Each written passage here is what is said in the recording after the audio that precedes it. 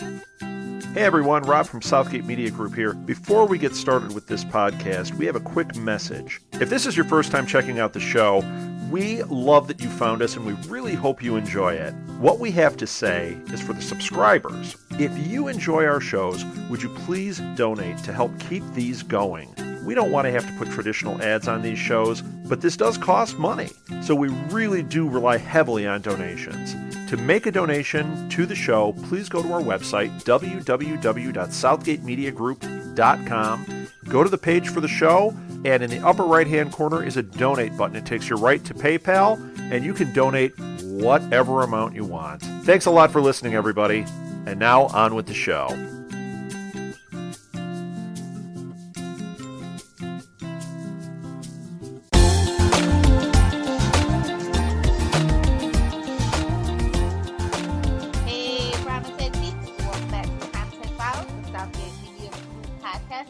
To all things heroes and also its sequel/sister show, Heroes Reborn. I'm Lilith, and on the hunt for specials with me is Ricky. Hello.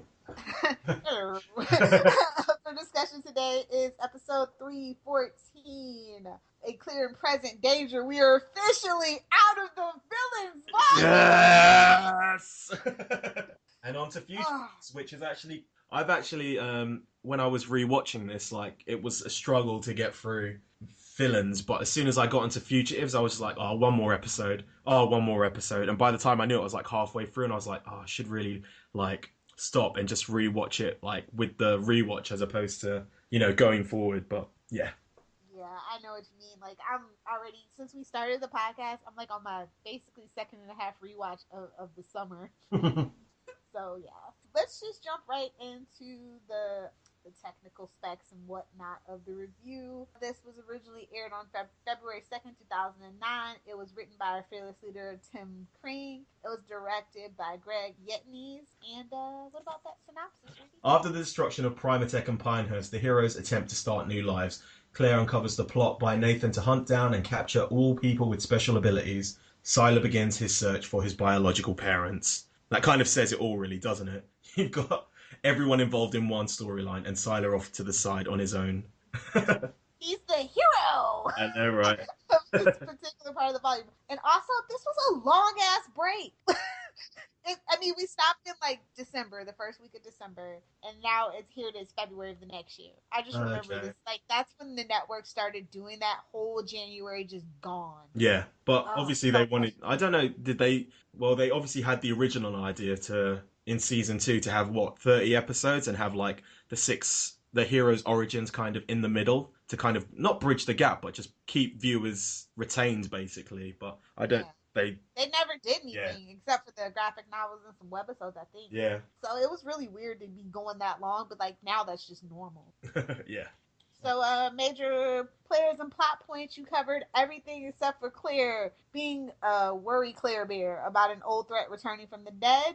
Also, a hero tries to turn Ando into a superhero. Yeah. And Matt learns to draw the future. Ugh. Thus begins the Parkman saga that gets dropped in the middle, like, for no, like, yeah. It wouldn't be like a hero's volume without there being one thing that we didn't kind of like.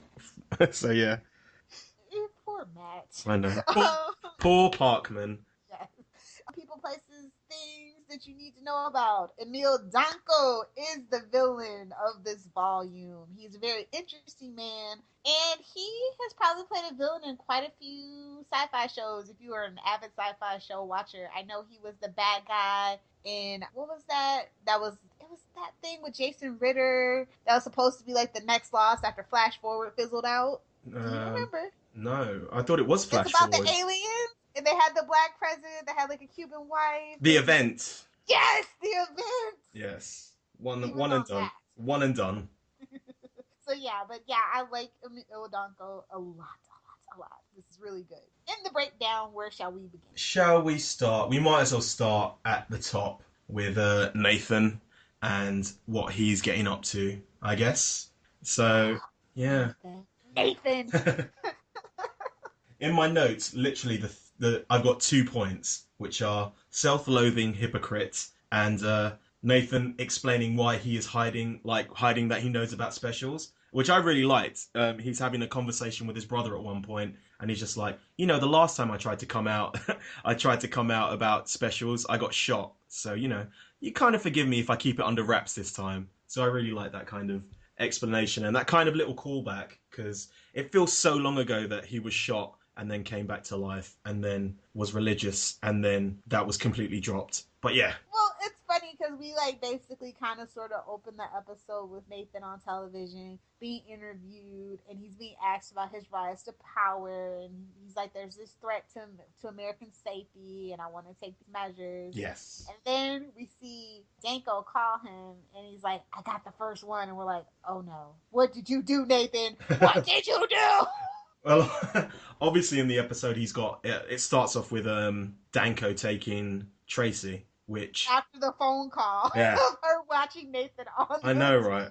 But I do like the fact that you've got this crew of soldiers, basically these little Marine type characters, and it's just the kind of the sheer numbers against one hero and the kind of background checks that they've done on them. So, they're able to get one special at a time because, they've prepared and there's loads of them. And it's just the sheer power of numbers that kind of overpowers everyone. And obviously the kind of the surprise factor. But I really like that, they're not, apart from obviously Sylar in one of the later episodes or maybe even this episode, for the most case, all of them are captured, and obviously it's when later on when stuff goes to crap, they can't hold it together. But I like the fact that they can do it, and it opens the volume on a very clear and exciting premise of we're starting to capture these specials. So yeah, it was like, dude, at the end of Villains volume where Nathan's talking to the president and he's got the files, you just realize, oh snap, it just got real. Yeah. And in this episode, I was like, are they talking about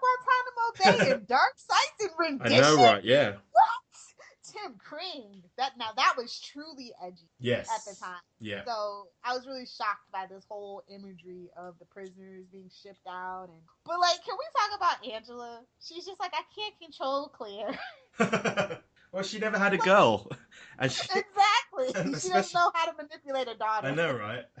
Yeah. So then he's like, Claire has to be kept away from Matt and Peter because, of course, she figures it out and she's going to go try to find them. And Angela's like, we have a bigger problem. And I was just like, yeah. I definitely like Claire in this episode. She's basically on the offensive for the whole thing. She's not holding back because of anything. She's just straight away, Peter, we got to get Parkman because Nathan's planning something, and she's straight on the offensive, and she's kind of bearable actually for once in this whole volume because of the way that she's not whiny all the time. She's just straight on okay, I've got to get this done. But she's actually competent. Exactly. And she actually accomplishes things, and it's like, oh, finally you can write decently for a woman. Thank you for spurts of time. There's the one thing about the kind of episode that not brings it down, but just how many times is Claire going to get a second chance? They obviously it happens a lot more in the kind of next episodes, but in this one she gets captured and Nathan's just oh, let her be, just take her home. And obviously she's the reason why the plane goes down, because she makes her way onto the plane, frees Peter, and then obviously Peter's the one who brings the plane down, but she's the quote unquote catalyst to everything happening. So yeah. Hero took the catalyst away from her, so she felt like she needed the spotlight again. Yes. But yeah, this was crazy. This first episode for this volume was crazy, and Nathan being just the self-loathing hypocrite that he is just ticked me off to no end, but in a good way, because I feel like Nathan is the natural villain because of he's the synthetic one, you know what I mean, and all this other stuff that it just probably why he decided to go through with the plan. He just all clicked in his head. My whole life they've just been lying to me, so you know what, I'm just gonna get back at him. But there's something about the episode as well that it's kind of feels lived in and more real. Just even being in people's houses. If you compare it to the last episode where everything was so just bare and minimalistic, being in Primatech or Pinehurst all the time. It kind of had that sterile feel. Even just this episode feels more lived in. Like, they got little touches in, like, Tracy's house, and, you know, Peter's got his apartment and stuff like that. It just feels a lot more real world, I guess. He had bigger budget for more sets. Yeah, or just at the end of the day is what you're trying to say. Yeah. Or just reuse the old sets that were still hanging about that they just left behind. But yeah, totally. Yeah. So we learned also through kind of sort of Nathan and Danko that, you know, they tried to get Sylar, but he escaped. And then Nathan's like, oh yeah, all you gotta do is shoot him in the back of the head. And I'm like, okay. You could have told them that beforehand. But no, I like the fact that obviously they can't take Sylar down because he just doesn't have one power that they can combat. He's got like numerous, and also obviously, you know, he's a bit more wily. Yeah. But like, wouldn't a tranquilizer work on him for a short period of time? I guess, but like he's super power sedative or something. Maybe, but you have to hit him. I think you'd have to hit him a lot of times before like his healing factor kicks in, because his healing factor should kick in like instantly. So I think that's probably why. Well, they sedated him in the level 5. Yeah, I know, but that was the instant in the nose. True. Which for some reason like just knocks everyone out straight away. Like hasn't even like you just put it in the nose and then they're just knocked out. But yeah. Yeah, but so Sylar's still gonna be a wily, elusive bastard for the rest of this volume. Yeah, and I'm okay with that. We might as well move on to Sylar now, and then we can move on to everyone else, because Sylar kind of is off on his own, and there's a link through the other characters, kind of. So yeah, we might as well go with Sylar first. And I don't know if I but they kind of have given him and Claire like very similar backstories, and I don't know if that's like an intention or... It was intentional, okay. Definitely. Because obviously he was a child who was given to his parents, so he's, you know, not the kind of natural bio parents, but yeah. Yeah, it's weird. I didn't really I feel like this is a total retcon. It's supposed to be sympathy for the devil situation. Well, you know, they retconned him already, so, you know, why not retcon him again? That's one more thing. Yeah, exactly. But I did like, you know, that he kind of, at the end of like talking to his quote unquote father, well, basically his uncle, he has the choice to like kill him, and he doesn't. And I kind of like that. They didn't make a big thing of it. It was just like something that happens and something that you can kind of pick apart, because obviously he's killed like lesser people like in the blink of an eye, and here he kind of has to hold himself back from doing it. So obviously they're starting, you know, they started in the last episode, in the last volume, and they're carrying on now that kind of road to redemption for him. So yeah.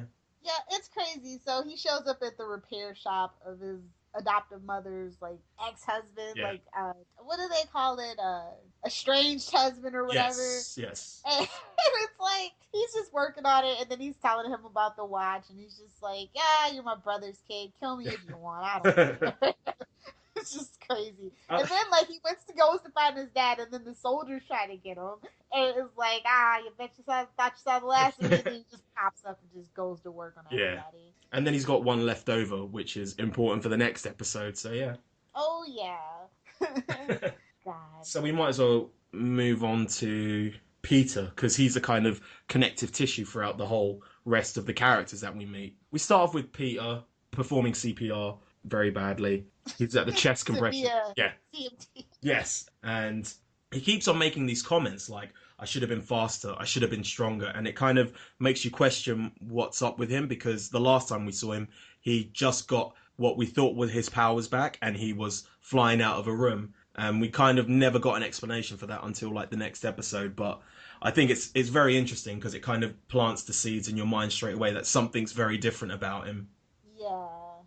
And then it's like Peter gets the call from Claire, and she's like, oh God, I figured out what Nathan was up to, and Grandma knows, and you know, hey. And then Peter tells Claire he'll talk to his mom, then he hails a cab. Not before having a conversation with his I guess his ambulance partner, who's just like, yes, and he's just like, you know, Nathan, your brother, he's talking about my people, isn't he? And I kind of like that kind of bringing it back to the real world kind of thing. But yeah.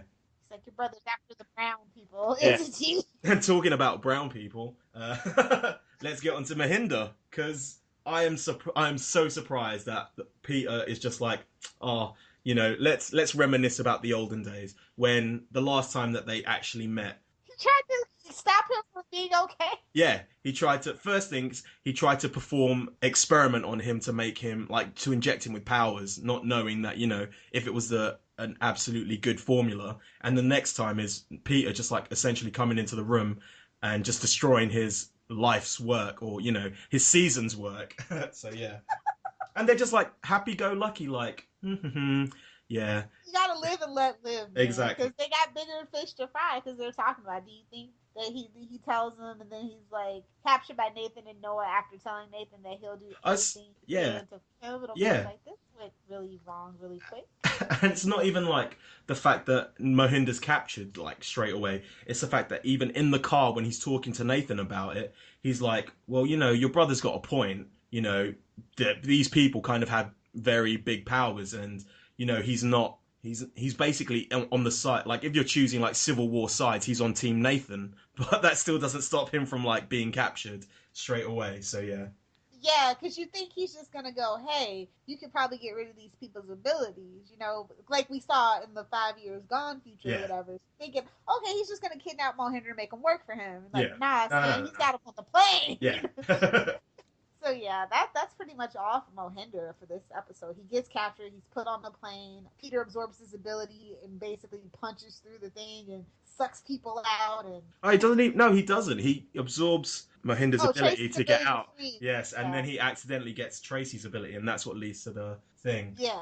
And then we also have Parkman, who's also been captured. But But we talked about the relationship between them in the previous podcast where we talked about the Almost Famous, and she's saying she's not gonna use her powers, and he's like, I kind of like the fact that you're going back to season 1 of extraordinary people trying to do ordinary things. Like you've got Mohinder going back to work in his cab, and you've got Parkman being like security, and Daphne just being like a courier. And I kind of like that kind of aspect, because obviously I still think, that there was that tagline, extraordinary people doing ordinary things. But yeah, that was never a thing. But I actually quite like Matt and Daphne as well. Their kind of relationship now is they feel more like a real couple. And by that, I mean, they're actually arguing and it's not all lovey-dovey all the time. And I really the visuals of these two just don't go together. No matter how much they try to shove it down my throat, I just don't believe it. I can't believe it. Yeah. I do in this episode. I think they're more real than some other couples kind of seem, and it's just for the simple fact that they argue for once and it's not all lovey-dovey. But that's not the worst thing that happens, because like Daphne's out of the room somehow. Matt looks at the corner and he sees Usutu. Yes. That's still from the dead. That's not the worst thing. If you watch Usutu talking to Matt very closely, the amount of times his stick, and by stick I mean the walking stick that he has, moves is so bad, because the continuity is so bad. Because like basically, if you're on a Parkman's right shoulder point of view, Usutu's got it got the stick on his shoulders. Then when it cuts to his left shoulder, it's got the stick down, like Usutu's holding the stick down. Like, rewatch it, come back to this podcast, and you will see it cuts like to up, down, like about 15 times in that conversation that they have. It's so jarring, but yeah. Oh, God. But hey, at least we got the turtle in a shot, right? I guess. But what do you think of Parkman the Prophet? Boo! Worst subplot ever. I mean, I'm talking, this is worse than Hero becoming a 10-year-old kid. Ugh. And it didn't go anywhere. It was like for no reason. It just seemed like a plot device for them to be able to, when they all get together again, to split up again. So yeah. It's like, if you want Isaac Mendez's power, go find his dad or resurrect him. Yes, Stop exactly. trying to make everybody have his power. Exactly. For goodness sake. So yeah, I guess we should move on to Ando and Hero, because that's really quick. Oh, this was the cutest part of the episode. I know, I like it. I think obviously Hero's taking his Hero with an E role more seriously, with the hero cave and the costume. Sure, the costume isn't like the best idea, but he's kind of saying we're heroes now. We have to have secret identities, and I kind of like that he's kind of thinking of stuff. And I also like the fact that Ando is exactly as he was in season 1. He's basically just I've got powers now. Listen, bitches. I'm gonna try and pick up chicks, yo. Oh my god, can we just talk about how jelly I was? Like, I've always wanted to live in a fire station. It's probably from the time when I lived in London and I had a flat and it was at the bottom and I could just open up my thing and go. But yeah, that's like the coolest thing ever. But what else? Yeah. Is this the episode where, oh yeah, he does put the GPS chip in him, right? Yeah. That was the best. But again, it's like, it just reminds, yeah, but it's the plot device, but it's also a kind of callback to Volume 3, where he puts the GPS device on the other plot point of the Daphne, the medal. So yeah, but also, is Hero, like, they haven't mentioned it yet, but obviously Hero's got to be a bit concerned seeing what Ando's power is, because obviously he went to the future and saw Ando kill him with the power of red light. Is a moot point now, though. Yeah, but still. I guess is why they made sure that it got torn up to little pieces. Okay. But I'd still be worried. Yeah, because they bring it up, I'm sure, in the next episode. But yeah, we'll get to that when we get to that. And also, we'll bring up Peter the Dum-Dum still. Like, even though in this episode, he kind of seems like he's getting a little bit better as a character. Like, he's not as lame. So angsty. Yeah, he's not as lame. He's kind of, like Claire, he's just being offensive. And by offensive, I mean he's moving forward.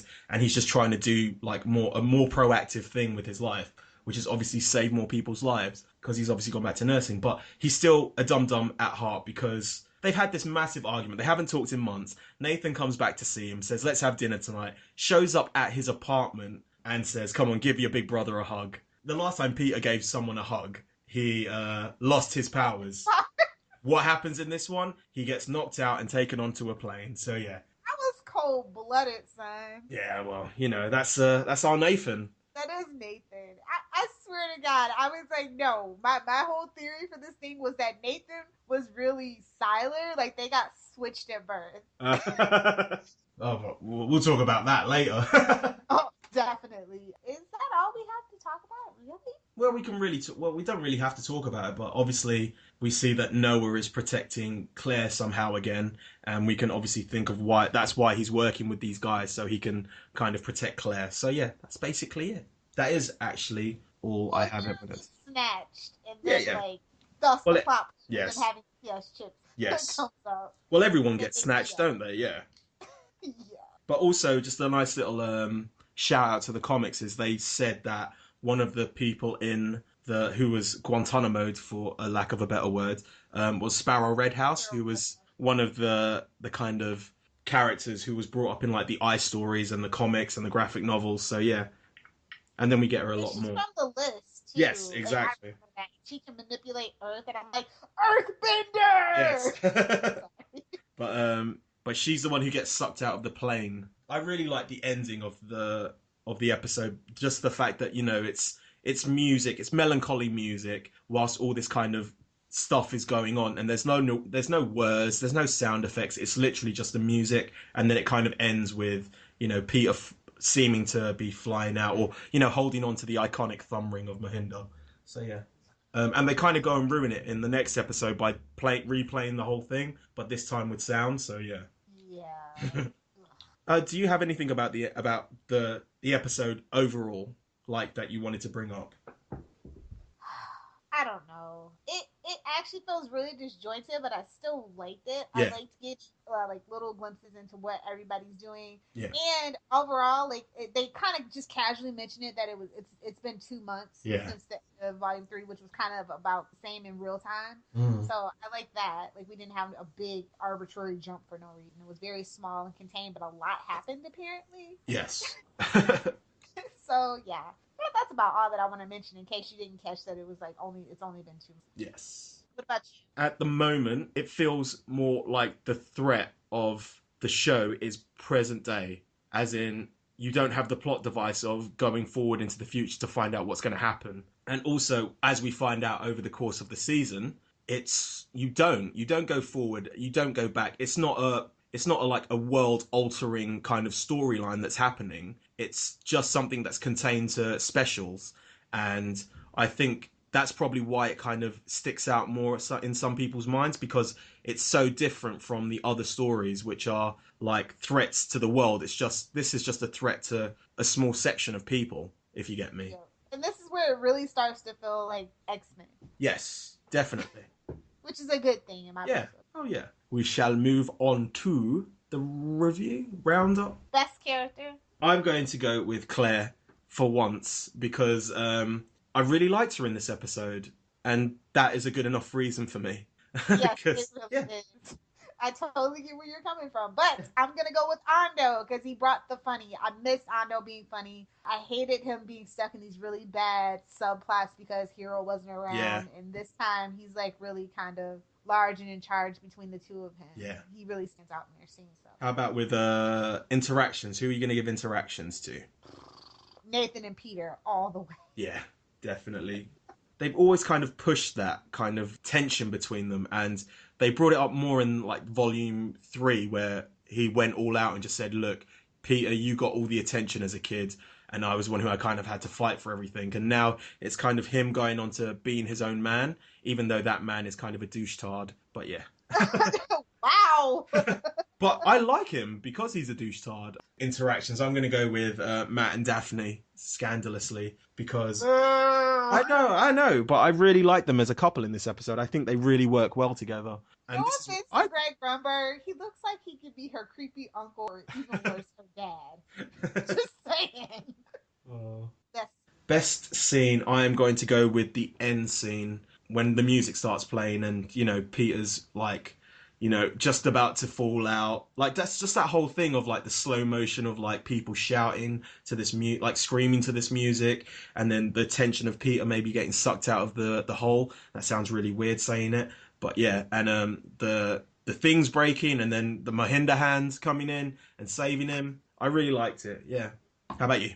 I really liked Peter getting into Mohinder's cab because obviously it's a callback to the pilot episode. They did quite a few callbacks to the episode. Yeah, definitely. It's one of my favorites. They're shippable. Yeah. Okay, fair enough. Lines. I have mine down pat. Go on then. Danko. We have a few problems. Nathan. Let me guess. Sylar. I think that's the writer's room meta right there. Yeah. What to do with Sylar this season? I like, what can you do these days, Peter? What was the last thing you saw me do? He's not good old Peter just telling his brother everything. He's kind of keeping his cards close to his chest. I also kind of like the callback. Well, it's not really a callback, but, you know, you want me to beg? And that's obviously, that Tracy says, and that's something that I think one of Ali Larter's characters from season 1 kind of says. I can't remember if it's Tracy or Jessica. Yeah, sorry. Nikki or Jessica, I can't remember. I think it's Jessica. Grades. A solid B as in boy. Yeah, definitely. I'd go exactly the same. Maybe it's just because of the previous that's followed, that's preluded this, but no, I thought it was a really good episode. I thought it had the right amount of kind of homages to season 1 or previous seasons, but it also kind of it got into the action without feeling too jammed packed, if you get me. Oh yeah, you definitely breathed. This was a breathable episode. Definitely. But not slow at all. Yeah. Very well plotted. Definitely. Trivia, graphic novels. Trivia, I have... Obviously, there's a number of moments that are reflected, similar scenes to the pilot, which Peter and Mohinder talking about evolved humans in the cab. After Peter gets out, Danko gets in, much as Noah did. Both episodes end with Peter holding onto someone for dear life. In Genesis, it was Nathan, and in this, is obviously his thumb ring Mohinder. That's it. Tracy tells Danko's men to screw themselves, just as Nikki told Lindeman's thugs in Genesis. According to Greg Beeman, there are 1,058 shots that had to be color timed, which, if you are technical, you would like that kind of thing. Apparently, when the hooded hero, also in the blog, when the hooded heroes are being led out of the hangar, fireworks can be seen, and this is because everyone was celebrating Halloween at the time, so yeah. Like, did they shoot in America? Because nobody in America, let alone Southern California, celebrates Halloween with freaking fireworks. we're always in a drought. We've been in a drought since I was born, just about. I don't think we were shooting off fireworks. So I don't know if they were... I don't know. That's weird. Do you guys celebrate Halloween like that? No. But for Halloween, like 5 days later, we have fireworks night. Also, in this episode, Peter wishes he could be faster and he could be stronger. And then, obviously, in future episodes, he has the power of enhanced strength and super speed. So, yes. Okay. So, out of town on business. Out of Town on Business is the comic. Yeah, HRG is hunting Sylar. Claire's still calling him out on his suspicious behaviour. And that's basically all that happens in this. There is one point of the comic where I got really confused, but then I realised that he is literally following Sylar. Sylar's obviously looking for his dad, and HRG's just following him and being there a little bit too late. And yeah, that's it really. Oh, so yeah, we're keeping it under wraps from everybody else that Sylar's alive, and I think that's stupid. Yeah. Anyway, this was written by Jim Martin. The art was by Jason Bedauer. The Easter egg was a behind-the-scenes photo of, you guessed it, our least favorite shot, Greg Gumberg, Rhea Grant, and Matera Guma Malt Wine. Yeah. Ooh, su, tu, ooh, su, tu. Exactly. Yes, so we will go straight on to the shout-outs. So we had the following people joined us for the live tweet. They were either tweeting, retweeting, or faving during the live tweet. We have the J Christmas, Soft_Guitar60, English Idiot 101, and Paraceline. Oh, thank you very much. Like it's time for some shameless plugs and self-promotion. We'll start with the show contact info. We here at Primatech Files love listener feedback. If you would like to get a hold of us, we have a ton of ways. You can email us via primatechfiles@gmail.com. You can leave us a private message or interact with our posts over on facebook.com/primatechfiles. We live tweet 2 episodes per week every Saturday starting at 11 a.m. Eastern Standard Time. For more information, be sure to follow us on Twitter at primatechfiles. You can also find us on Clamor, Tumblr, and YouTube by simply searching for Primatech Files. If you enjoy this podcast, be sure to rate, review, and subscribe to us on iTunes. What's that? You don't have an iTunes account? That's okay. We're on a lot of podcatcher services such as Stitcher and SoundCloud. All you have to do is search for, you guessed it, Primatech Files. We're also on Libsyn, and if you want to follow our RSS feed there, all you have to do is go to primatechfiles.libsyn.com and bookmark the site to stay up to date with this podcast. Libsyn is spelled Libsyn, just in case you were wondering. We look forward to interacting with you. If you love our podcast, be sure to check out Southgate Media Group's iTunes provider page to see a list of what other podcasts are hot and trending in our network. Or you can take that one step further and visit southgatemediagroup.com, where you can find a full list of our 80-plus podcasts, along with weekly blogs and information about all the hosts. With so many podcasts that cover everything from anime to wrestling, there's sure to be tons of podcasts that could interest you. Hey guys, you should know by now that you can find me on Twitter at Lilith Hellfire. If you have a Tumblr, be sure to check out it's lilithhellfire.tumblr.com. And of course, be sure to swing by my blog if you are a pop culture junkie or comic book geek at littlepopculturevulture.blogspot.com. I also host several other podcasts on the Southgate Media Group network. Some of them are The Flashpoint, Queen Consolidated, and Channel 52. So if you are into, obviously, DC comic book related stuff, be sure to check it out. You can find my writings at tvbinges.com. It's a place for all your binge watching needs, and you can also create your own TV binge and we'll help promote it. We do a monthly binge watch, which you're more than welcome to join in. Just go to their Twitter at tvbinges just to find out more information. You can find me on Twitter at RickyJDS. That's RICKYJDIAZ, or Z if you're American. And we're at the wrap up. We hope you've enjoyed this installment of Primatech Files. We hope you've enjoyed our discussion of episode 14, Clear and Present Danger. Good to be talking positively about heroes again. Yes, definitely. But please do remember to send us some emails. If you would like to, go to Facebook and comment, like our post, and interact with us. Do that. As well as join in weekly live streams our Saturday at 11 a.m. Eastern Standard Time.